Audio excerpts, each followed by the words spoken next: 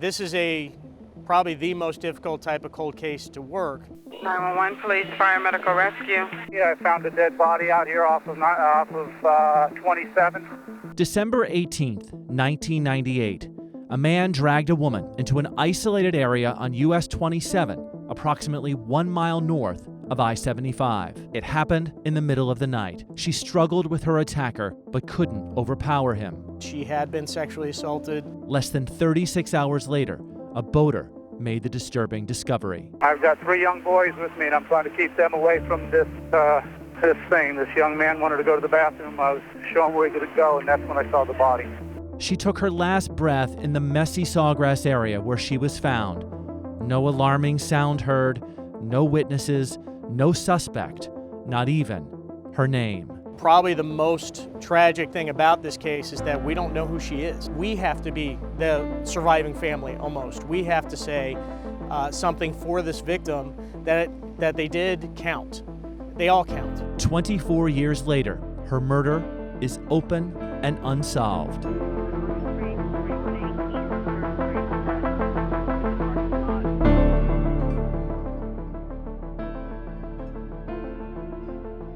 On a leisurely Saturday afternoon, December 19th, 1998, a boater and his family returned from a fishing trip in the canal on the west side of US 27.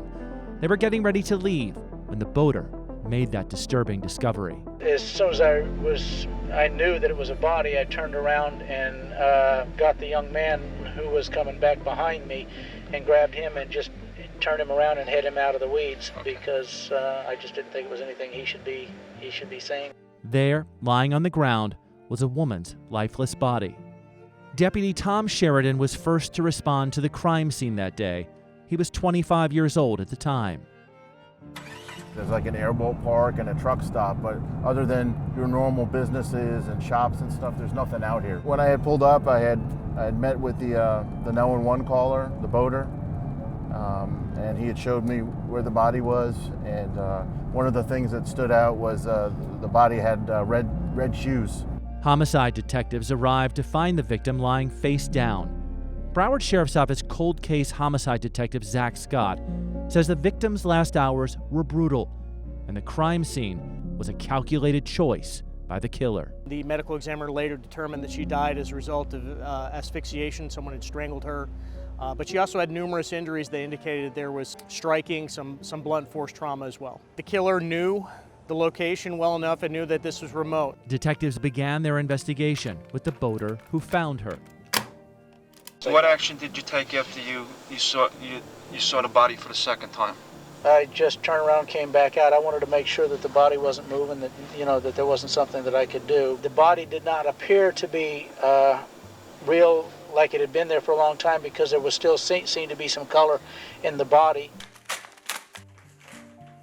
She wore a black and white striped shirt with blue sleeves that read Team Sport and a black sleeveless Rock City News t-shirt from a publication in California. She wore red earrings, and on her feet, those red sneakers. We know she's a white female, approximately 35 to probably 50 years of age. There are physical indications that came up during the post-mortem investigation and examination that would indicate that she had given birth at least at some point. Detectives searched a few establishments in the area looking for clues. They showed photos of her shirt at the truck stop tiki bar nearby, hoping someone might recognize her. BSO shared details of the case with the media, but all their efforts were in vain. Years went by, the case turned cold, and the victim remains simply known as Jane Doe. Retired BSO Captain Fernando Gajate is one of only 23 certified forensic sketch artists in the International Association for Identification. With the stroke of a pencil, he brings Jane Doe to life, slowly revealing the face of the victim without a name. This young lady, the indications based on scene photographs and some of the stuff that we saw, the autopsy photographs, her eyes were closed at the time. So I had to use my training and understanding of craniofacial anatomy to kind of open those up to accurately depict how her eyes looked, the shape of the nose. Her hair, unfortunately, was all over the place, but when you look at her, when she went to the pathologist's office and they took the debris out of her hair and laid her back, I had an idea of how long her hair was at the time that she passed. She did have some beauty marks and moles that I included. Maybe most people wouldn't notice it, but a loved one would have known she had a mole there. The sketch is vital. We have, the only photos, unfortunately, that we have of our victim is when she's deceased. That's not going to be probably the representation that people will recognize of that person.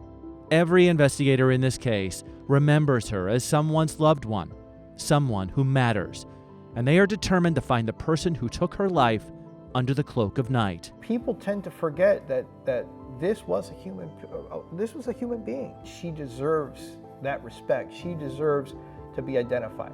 Detectives hope someone with information on Jane Doe's murder or her identity calls Broward Crime Stoppers at 954-493-TIPS. Tipsters can remain anonymous.